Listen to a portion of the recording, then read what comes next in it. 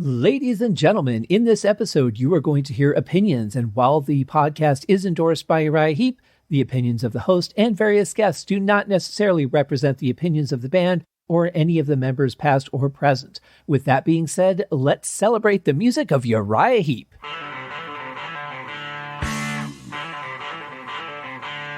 Welcome to Uriah Heep, the Magician's Podcast.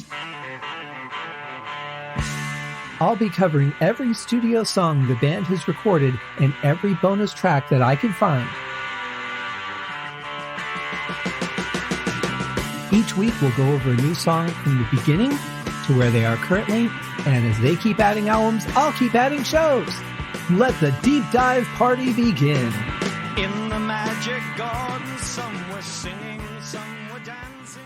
Hello and welcome to Uriah Heep, the Magician's Podcast. I am your host, Scott Haskin, and I have a song for you today that could only be titled this way by a band like Uriah Heep. It's called Whad'Ya Say. It's spelled W-H-A-D''Y-A, and then the word say.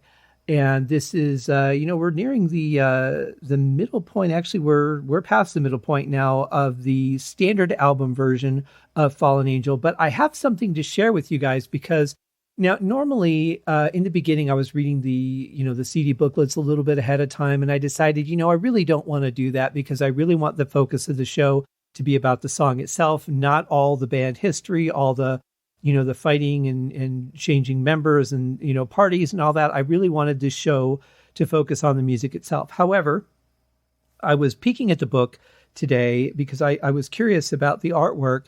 And since I already covered that on the opening episode of this season, and what I didn't know is that this artist that drew this album cover for Fallen Angel also shortly after did the album cover for Whitesnake's Love Hunter. Now, as you guys may know, David Coverdale did audition for the band not too long before where we're at now. It was when they were looking to replace David Byron. So really only a couple of albums back. And then he got the go-ahead to do the Whitesnake project. And obviously that has worked out very well for him. I still wonder what he would have sounded like singing songs like Gypsy and Easy Livin' and Look at Yourself. I think his voice would have done well with the band. I don't know how well it would have worked writing style wise, but I think from a vocal standpoint, I think he could have been a good singer for the band. All other politics and things aside, just looking at it from a vocal perspective.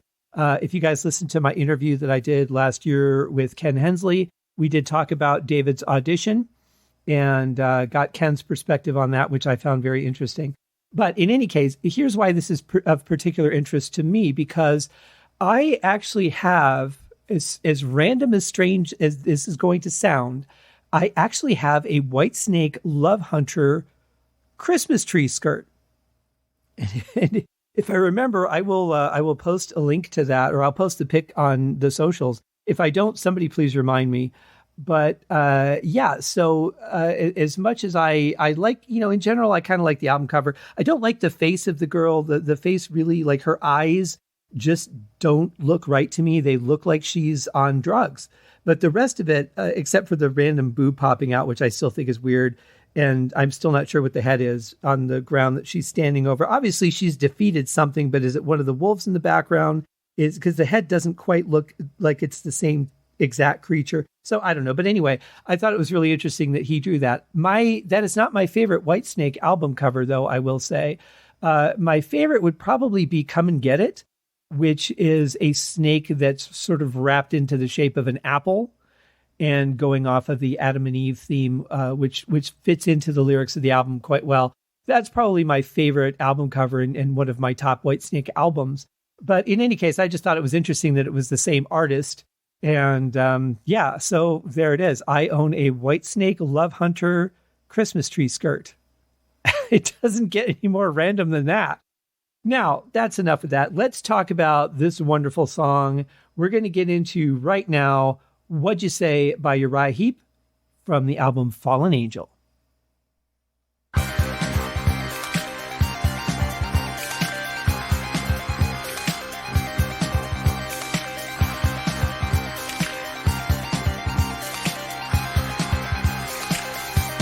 Why do you say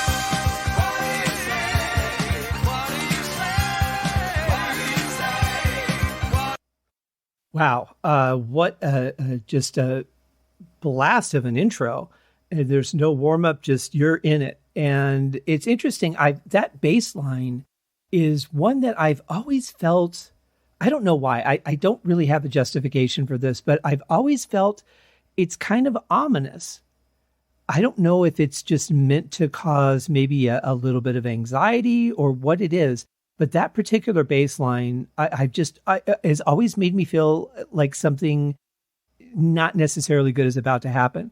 And that could totally 100% be a me thing. I really don't know. I've never had that conversation with anybody. I don't know if anyone specifically feels the same way that I do about it or not, but that's the way I feel about it. Anyway, but very cool. Just right off the bat, we're getting back to synthesizers. We're getting back to a little bit of aggression, definitely a moving piece. And when the vocals come in, I really love those licks that Ken's playing on the synth, at the end of each line there, that ring, ring. I really love that. It just adds so much. But this definitely has a late 70s feel to it. It's something that I think if I would have heard this not knowing when it came out, I think I would have been able to place the general time within a couple of years. Like I think I would have said like somewhere between 77 and 79 or maybe 80, but it just has that feel and that sound to it. But, right off the bat, using the backing vocals and the lead vocal very well balanced together. The sound is great. It's mixed very well. I really like what I'm hearing.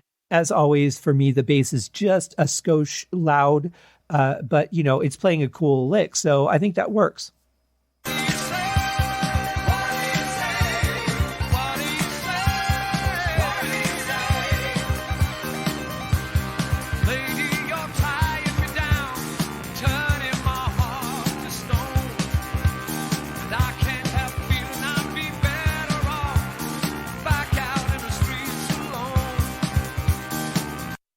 If you have a second, if you're not doing anything else, when this next part of the verse comes up, listen to what Trevor Boulder is playing on bass. He's playing the boom, boom, ba boom, ba boom. And that would be enough, but that isn't enough. He's going the extra mile and playing another lick on top of that. I really like the way that sounds. He's very active on this song. Loving it so far.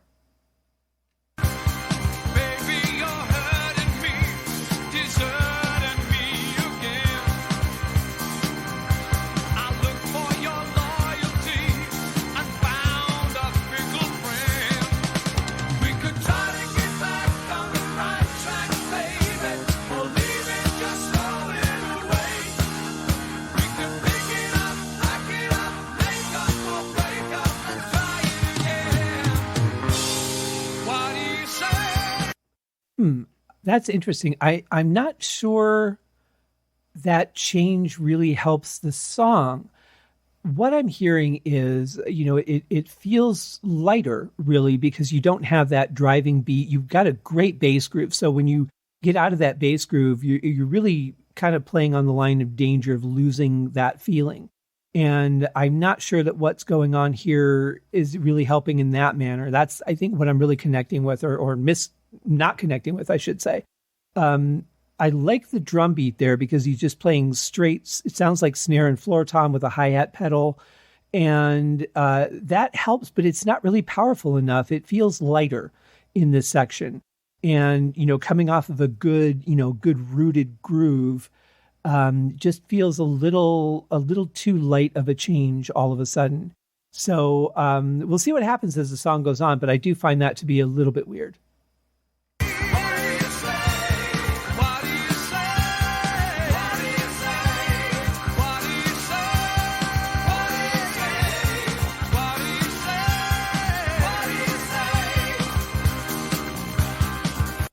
Okay, so coming back in now from that part, we're getting 16th notes on the hi-hat, which will definitely move the song forward. It's like kind of adding a shaker to it or something. It just kind of, it sounds like that train's in motion and it's going to keep going. So that I like. A nice recovery coming out of that part, I think. I don't dislike the part. I think it maybe just doesn't fit the song for me anyway. But overall, I like the song. It's kind of catchy. Even just sitting here talking about it, those little, synthesizer licks that Ken was playing are still playing in my head. Stop it. Faced with this situation,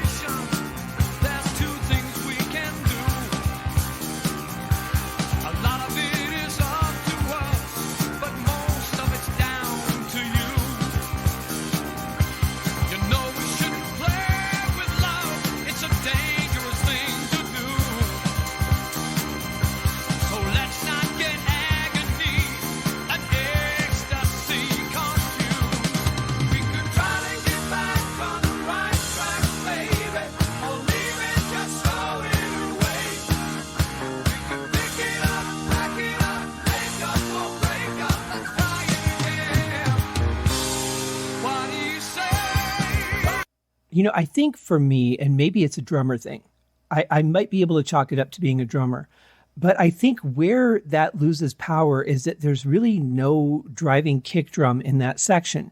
Now that I think about this a little more, hearing it again, if he would have done kicks in between the snare hits, I think that would have kept that drive going. I don't think the piece would have felt as light there. I don't know. I think that could have made a big difference. But again, just my ear.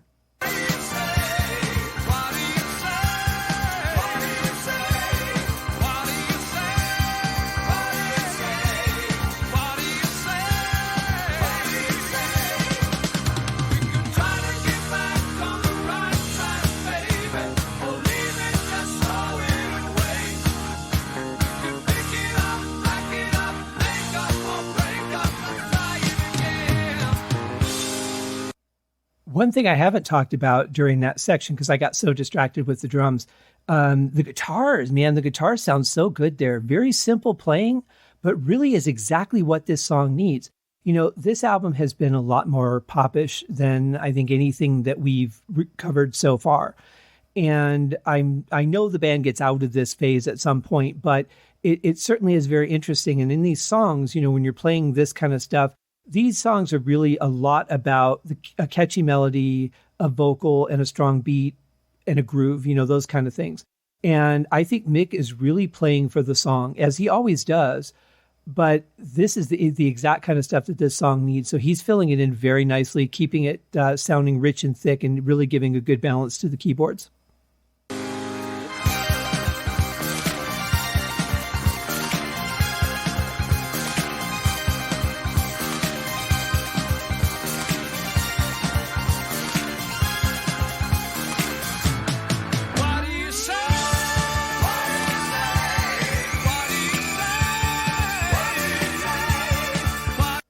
That was unexpected. Nice abrupt stop where you would not expect one. And then a couple of really interesting synthesizer sounds there in the background, just enhancing the flavor a little bit.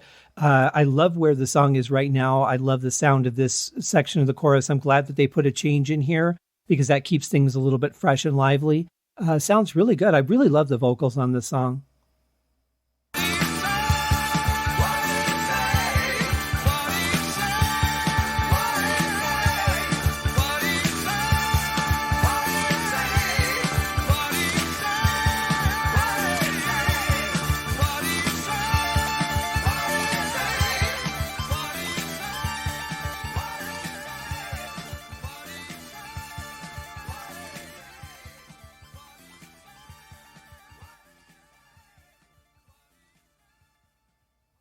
Wow, a lot of nice layers there at the end, bringing that opening synth riff back. Just adds so much to the end of the song there, makes it very powerful as it fades out. Very, very great move there, putting that back in. And, throwing it back to the beginning again, making the song feel like it's come full circle, even though it's not ending. Really it's a great song. I think the vocals are really strong. I think it's very catchy, could easily be radio playable. I feel like I've said that a lot on this album already. But it's kind of poppy stuff. And especially if you were to think about just a couple years later, heading into the 80s, I think this song would have fit well, into the early to mid 80s, I would say. Any time if it would have come out in those years, I think it would have fit into the culture very well. But a good song nonetheless. And another one I'm really excited I got to cover. So thank you guys for hanging out with me for another episode and another song. We're going to have one more before the week is out. We'll check it out tomorrow. In the meantime, you guys have a great day. Take care, guys. Cheers. Thank you for joining me on this episode of Uriah Heep, The Magician's Podcast. If you have enjoyed this show, please consider going over to Apple Podcasts or your favorite podcast outlet, leaving a rating or a review. Be sure to subscribe to make sure that you are notified when new episodes are available. Please be sure to share this podcast with your fellow Uriah Heep enthusiasts and anyone who you think would like Uriah Heep, which should be everyone. And if you are so inclined, please feel free to contribute to the Patreon account. And if you are not a Patreon subscriber, you can also pay through the PayPal link on the website listed in the show links below. I would also like to thank Uriah Heep for their very generous support of the show, and thank you guys for listening. We'll see you in the next episode. Happy days!